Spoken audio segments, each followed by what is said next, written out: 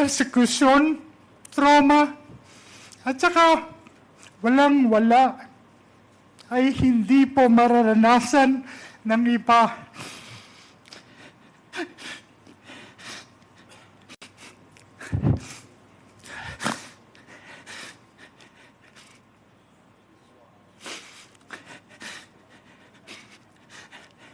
At mananaig ang katotohanan at hindi ang pamumulitika o personal na interes ng ilan. Pasensya na po. Maraming salamat po sa Quad Committee dahil 7 taon po.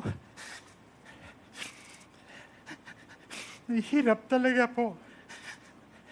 Maraming salamat dahil nabigyan niyo po kami, ako, at ang iba pang mga biktima ng pagkakataon na linisin ang aming mga pamangalan at ng mga minamahal ko,